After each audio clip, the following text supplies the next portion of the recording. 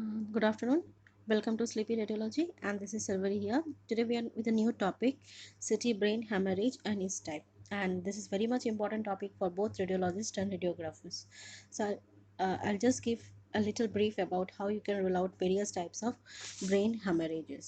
So before going to brain hemorrhage, what do you understand by brain hemorrhage? It is an emergency condition which will rupture the both blood vessels, causing bleeding in and around the brain, and high pressure and trauma are main cause of this haemorrhage. So बात कर रहे थे brain haemorrhage के. तो brain haemorrhage का एक sudden emergency situation होते हैं जो कि ना हमारे जो ब्लड वेसल्स होते हैं उन्हीं को रैप्चर कर देते हैं. और वो हेमरेज ब्लड वेसल्स ही नहीं, ये जो इसका इफेक्ट हो सकता है इट में भी सराउंडिंग द ब्रेन भी हो सकता है. और इसका जो मेन रीज़न होता है वो है हाई प्रेशर क्रेनियल प्रेशर की वजह से, या तो कोई ट्रोमा जैसे कि एक्सीडेंट्स हो सकता है, फ्रैक्चर या history of fall, stroke, haemorrhagic stroke. तो ये सब रीजन्स हो सकता है हमारा हेमरेज का मेन रीजन्स. फिर coming to the indications of brain hemorrhage, the main indications is trauma, next subarachnoid or cranial hemorrhage, ischemia, hypoxia. And if you want to check for aneurysms, sinus thrombosis, tumor and metastasis, means secondary stage of tumors, you have to go with the contrast studies. तो जो indications है हमारी brain hemorrhage का वो mainly होता है trauma, जैसे कि कोई accident का history हो सकता है, इवन कोई हिस्ट्री ऑफ फॉल हो सकता है. फिर सबरेक्नॉइड और इंट्राक्रेनियल प्रेशर की वजह से हेमरेज हो सकता है. फिर इस्कीमिया, एपिलेप्सीज, फिर हाइपोक्सिया मतलब deficiency of oxygen supply to the brain. और अगर आप मानो कि पेशेंट को कोई डायलेशंस है ब्लड वेसल्स में, या कोई क्लॉट है, ट्यूमर है, प्राइमरी सेकेंडरी ट्यूमर्स है, तो उन हेमरेज को देखने के लिए आपको ज़्यादातर कंट्रास्ट मतलब सिटी गाइडेड कंट्रास्ट स्टडीज़ की ज़रूरत पड़ेगा. तो मेनली जो मॉडलिटी है होते हैं हमारे एमआरआई देखने का वो होता है एमआरआई. एमआरआई भी अच्छा है क्योंकि उसमें आपको बिना कंट्रास्ट के भी स्टडीज़ कर सकते हो, और सीटी भी एक अच्छा मॉडलिटीज़ होता है एमआरआई डिटेक्ट करने के लिए. बट एक ड्रॉबैक रह जाता है कि एमआरआई में अगर आपको स्वेलिंग वगैरह होगा तो वो स्ट्रक्चर्स आपको रूल आउट हो जाएगा, और एग्जैक्ट एरिया ऑफ कवरेज आपका जो हेमरेज होता है उन्हीं को देख सकते हो. बट वेरे सिटी में क्या होता है, हेमरेज के सराउंडिंग स्वेलिंग्स भी होते हैं, तो आपको एक्स्ट्रा स्वेलिंग का स्पेस भी दिखाई देगा, क्योंकि सिटी स्कैन में तो जो भी स्ट्रक्चर्स जैसे कि सॉफ्ट टिश्यू वगैरह वो लगभग हमें ग्रे स्केल ही देते हैं, आइसोडेंस स्ट्रक्चर्स. तो coming to the normal anatomy, the brain के जो सरफेस होता है, तो आपको you have to know about this things like the finger like projections are the like it will have a gyres and sulcis. So the deep projections will be the sulcis, and the finger like projections will be the gyri. Next you have to look for the brain parenchyma. So this is the parenchyma, and you have to look for the color of the gray matter and white matter. So you can see the grayish color is the gray matter. See, this is the gray matter and surrounding is my white matter. And also you have to see all the fatty tissues, and also again I am seeing you the finger like projections for the gyres and the black. So these are the gyres, and these black ones are the sulcis. So these are the things you have to keep in mind while recording your brain parenchyma. Next, before going to the hemorrhage studies, you have to know as ये जो hemorrhage होता है वो intracranial hemorrhage हो सकता है. तो mainly you have to know about the parts of the meninges.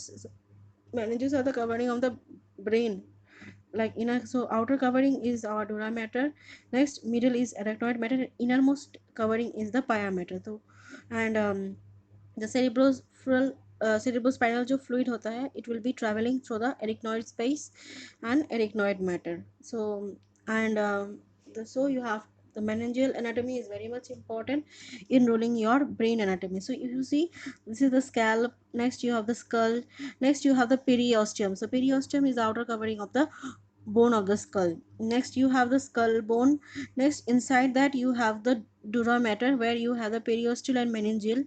Next you have the arachnoid matter, this is my arachnoid matter, and pia matter. So in pia matter in arachnoid matter you will get the CSF, and in pia matter mostly you will get the parenchyma of the brain.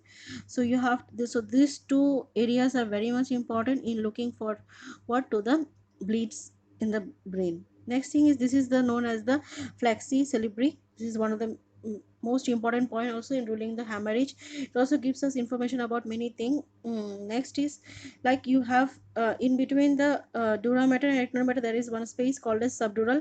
Above the subdural there is one space called as epidural space, and almost this is the epidural. Next is my subdural, and between the arachnoid and pia mater you have another space called as subarachnoid space. So these areas are the most common areas of my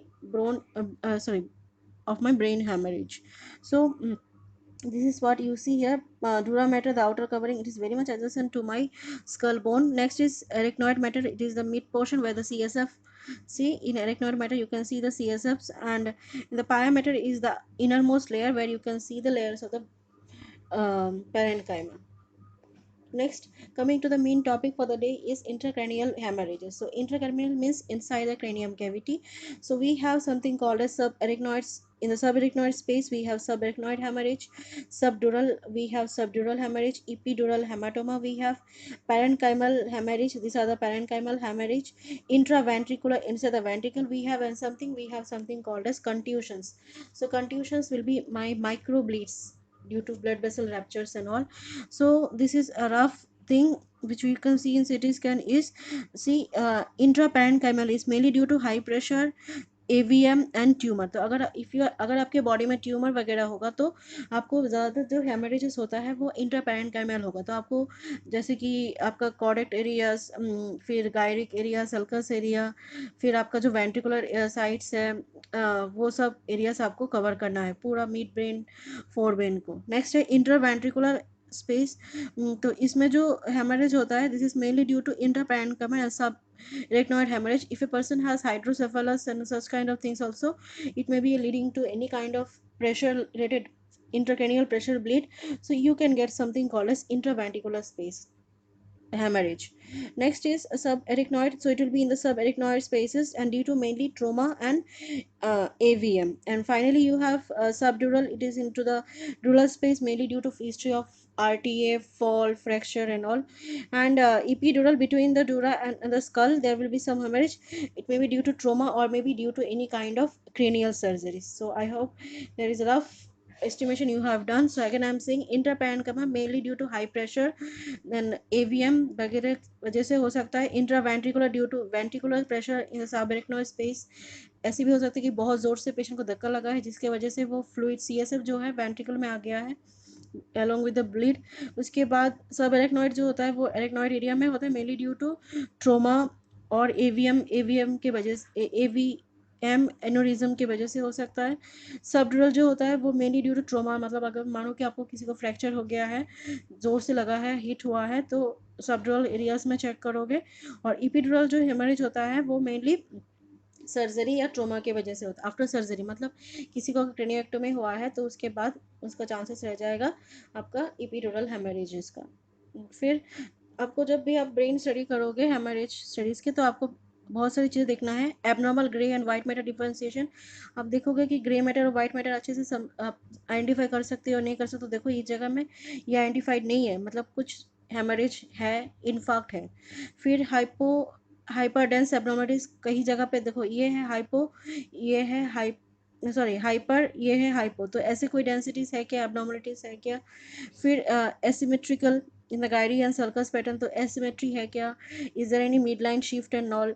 next bone में देखोगे where there is any soft tissue swellings और not, any history of fracture, pneumocephalus, air cavities. then you have to go with the correlation with the old reports. means old report मतलब it's mainly done in acute, chronic and सब acute stage identify करने के लिए. तो मानो किसी को अभी एक्सीडेंट हुआ है तो अभी का जो बिफोर 3 आवर्स एक होता है तो वो होता है एक्यूट स्टेज ऑफ ब्लीड. अब 3 to 4 आवर्स के बाद जब हो जाता है वो होता है हमारा क्रोनिक ब्लीड. 14 आवर्स के बाद जब भी होता है 1 to 2 days वो हो जाता है हमारा क्रोनिक स्टेज में चला जाता है. तो ये सब चीज़ें भी आप ओल्ड रिपोर्ट्स या ओल्ड फाइंडिंग से कंपेयर करके एक रफ सर्वे कर सकते हो. नेक्स्ट इज हेमरेज होगा तो आपको देखना है कि कौन सी टाइप है, सबड्यूरल है, एपिड्यूरल है, इंटरवेंट्रिकुलर है, रीजन क्या है, लोकेशन कहाँ है. तो ये सब चीज़ें आपको देखना होता है. वेंट्रिकुलर स्पेसेस में मेनली हम लोग इंटरवेंट्रिकुलर बीट देखते हैं और हाइड्रोसेफलस की जानकारियाँ देखते हैं.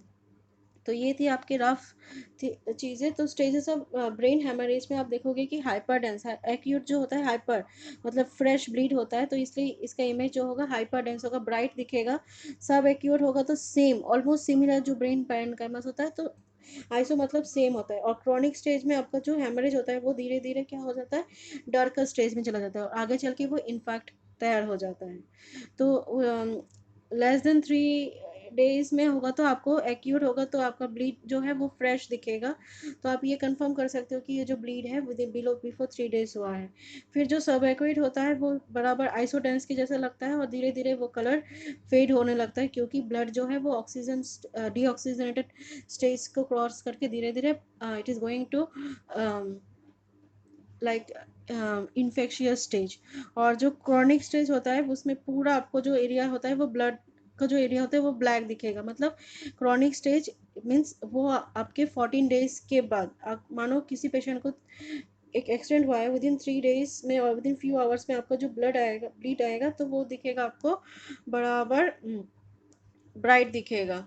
और फिर जो क्रॉनिक स्टेज में ब्लीडिंग होता है वो धीरे धीरे फेड होते रहेगा। तो 3 to 14 days में अगर आपके पास पेशेंट आया है तो वो आईसीयू बनेगा। और 14 days के बाद जब वो लोग एक कंफर्म करते हैं आईसीयू वगैरह में, तो आपका जो पेशेंट का नेक्स्ट 14 days में 14 days के बाद भी जो तैयारी होगा that will be almost black color. So talking about the stages of the hemorrhage in the CT scan, so you can see here that if it is an acute hemorrhage, it will be always bright because it contains a deoxyhemoglobin. Next, after 14 within 3 to 14 days, if there is the patient comes, you can see, or you can see the changes like iso almost will be similar to the brain parenchyma.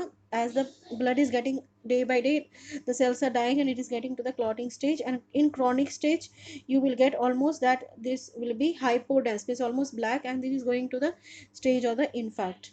So after 14 days you will see some kind of blackish image. So this is how you can define. If you are having acute bleeding, it will be light in color, and if you are having chronic bleeding, it will be hypo, means black in color.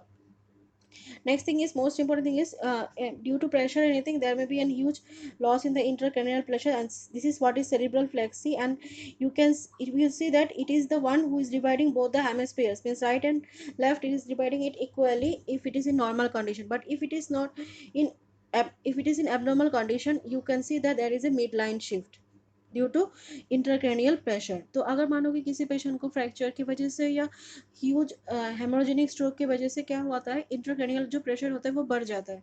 तो मैंने पहले बताया कि cerebral flexi एक चीज़ होता है जो आपको एक ऑल्सो रूल करेगा, हेल्पफुल करेगा आपकी हेमरेज को डिटेक्शन करने में। तो अगर प्रेशर ज़्यादा हो गया तो ये हमेशा क्या होता है, मिड लाइन से शिफ्ट भी हो जाता है। तो हमारा जो सिटी स्कैन के ब्रेन इंफॉर्मेशन में हेमरेज में ये भी आप देखोगे कि कहीं आपका मिड लाइन जो है वो शिफ्ट तो नहीं हो गया है। Next, coming to the types of hemorrhage, subarachnoid hemorrhage। तो subarachnoid hemorrhage mainly subarachnoid space में होता है, और subarachnoid स्पेस में ज़्यादातर ये देखो, ये जो hemorrhage होता है वो subarachnoid hemorrhage होता है। और मेनली जो subarachnoid hemorrhage होता है ये mainly due to AVM, hypertension, haemorrhagic चीज़ें होते हैं, और पेशेंट उस जगह में बहुत ज़्यादा सफ़र करते हैं सीवियर हेडेक में। तो this is what is your subarachnoid haemorrhage. So you have to look on the subarachnoid space. Next thing is subdural haemorrhage. It's mainly due to the dura mater and between the arachnoid mater. Dura mater और arachnoid matter के बीच में क्या रहता है, subdural रहता है। तो उसी इस एरिया में होता है। और ये जो हेमरेज होता है वो mainly happens in cases of young generation, some mainly due to any kind of fracture of blood vessels, anastomosis, arterial anastomosis की वजह से होता है। तो ये है आपके सबड्यूरल हेमरेज। तो एक बहुत ही ज़्यादा हेल्पफुल होते हैं आपको सबड्यूरल हेमरेज और जो इपिड्यूरल हेमरेज होते हैं उनका आइडेंटिफिकेशन करने के लिए। और सबड्यूरल हेमरेज में ज़्यादातर पेशेंट को कंप्लेन आएगा कि उनको सीवियर हेडेक भी है और इनको हिस्ट्री रहेगा कॉन्शियसनेस की, एज वेल एज जो उनका प्यूपल्स होगा वो एबनॉर्मल होगा, मतलब ब्लडी इन विजन होगा. Coming to the subdural hemorrhage, it mainly happens and it occurs between the dura mater and arachnoid matter, and it mainly happens due to the rupture of blood vessels. So the main complaint of the patient will be like there will be headache, there will be loss of consciousness, and there will be blooding in the vision, as well as subarachnoid hemorrhage will always take a crescent moon shape. So you can see it will be crescent moon shape, and it will always focus to the midline, so there will be always a midline shift. अगर subdural haemorrhage होगा तो क्या होगा, वो haemorrhage जो है वो आपको क्रिसेंट मून शेप दिखेगा, एरिया कवरेज उसका ज़्यादा ही होगा, और वो डोरा और एरेक्टॉइड बीच के होगा. एज वेल एज ये जो है, जिन पेशेंट्स अल्कोहलिक होते हैं उनको भी मोस्ट ज़्यादा चांसेस होता है हमारे सबड्यूरल हेमरेज में, और ज़्यादातर ये जो होता है ये इनवर्ट की तरफ पुश करते हैं. इसके वजह से सॉरी, इसके वजह से वो क्या होता है कि वो मिड लाइन को भी शिफ्ट कर जाएगा. तो सबड्यूरल हेमरेज में आपको एक बहुत अच्छा फाइंडिंग होगा कि वो क्रिसेंट मून शेप बनेगा, फिर साथ ही साथ वो इनवर्ट की तरफ प्रोजेक्शन करेगा, और आपकी जो मिड लाइन होते हैं वो उसका भी शिफ्ट देखोगे आप. नेक्स्ट ये देख सकते हो आप एक्यूट और क्रॉनिक सब रूरल हेमरेज का. तो एक्यूट होगा तो आपको ज़्यादातर वो ब्लड जो है वो लाइटिश कलर आएगा और हाइपर आएगा, as well as chronic stage में चला गया तो वो हाइपो हो जाएगा. नेक्स्ट होता है हमारा एपिड्यूरल स्पेस. तो एपिड्यूरल जो होता है वो स्कल और डूरा मैटर के बीच में रहता है, और इसका मेन वजह होता है कि अगर आपको ह्यूज इंट्राक्रैनियल फ्रैक्चर होता है due to any kind of massive severe RTA fall, तो वो क्या करता है, जो बोन्स होते हैं वो फ्रैक्चर हो जाता है और वो इनवर्ड एक पुश करते हैं. तो इनवर्ड पुश करने से आपका जो वो होता है हेमरेज का साइन होता है वो ज़्यादातर कॉन्वेक्स शेप होता है.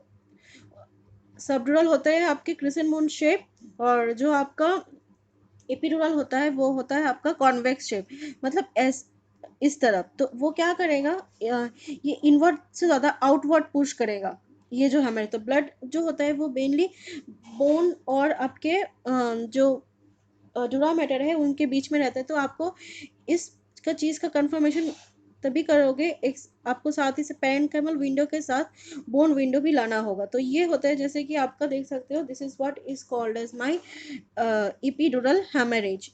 ये mainly due to the any kind of strong fractures in the skull.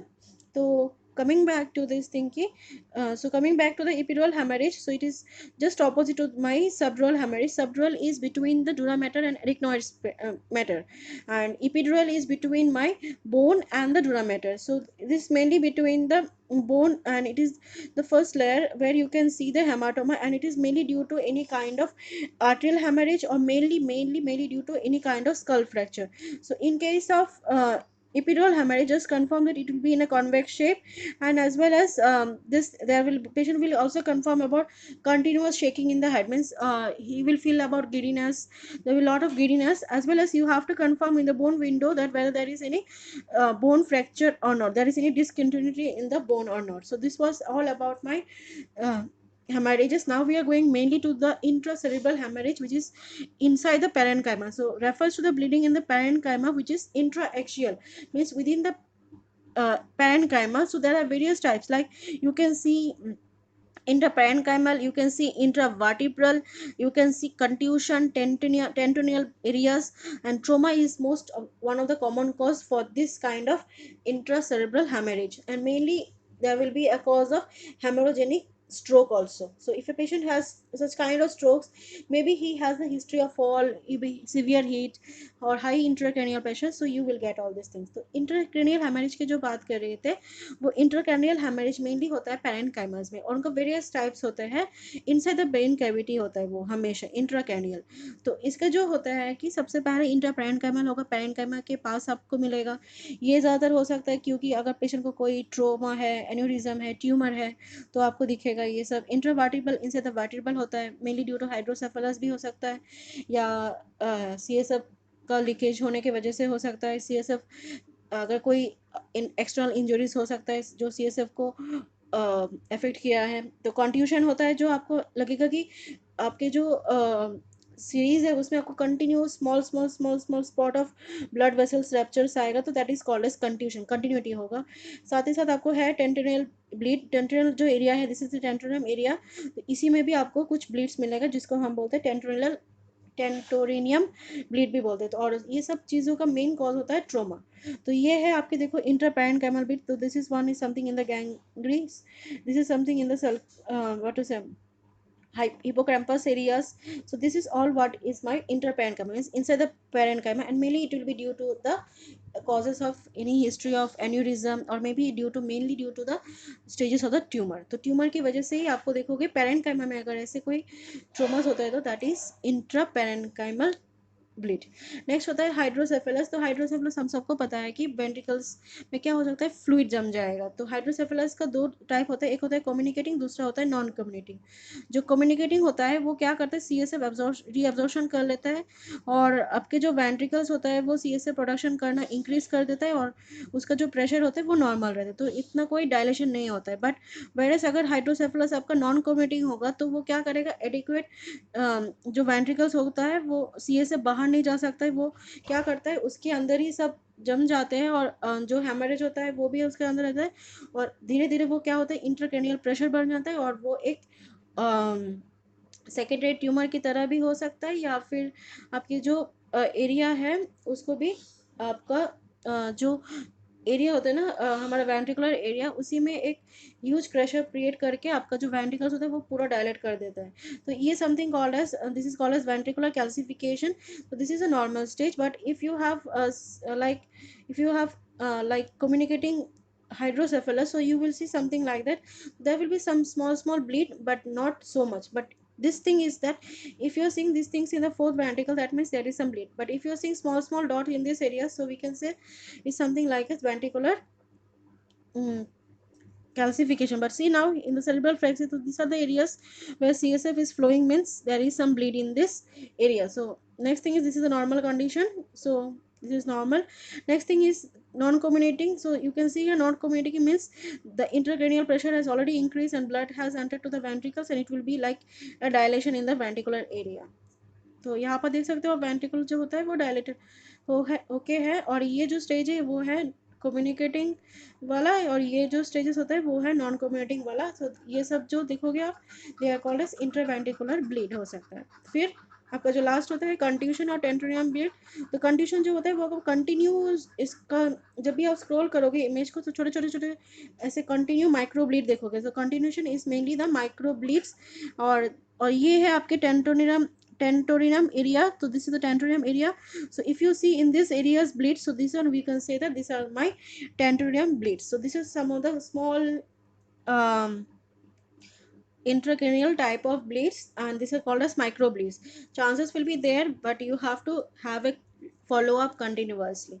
So this is all about my today's topic. So we have discussed about extradural hemorrhage. So it is be outside, and this is like a lens type. Extradural means the epidural hemorrhage will be like a lens type, sorry, subdural. Extradural means subdural hemorrhage will be like a lens type, and mostly this is the acute stage, will give you a bright image, and if you have a chronic stage, you can see here the image was bright, now the image has become darkened on chronic. Next you have subarachnoid hemorrhage, which will be in the arachnoid spaces, and finally you have intraparenchymal hemorrhage, which is mainly in the parenchymal cavity, and mainly due to any kind of tumor, or in any kind of hypertension, Putman, basal ganglia areas and all. So this all was about my small topic, which today I discuss is various types of hemorrhages you can rule out in city.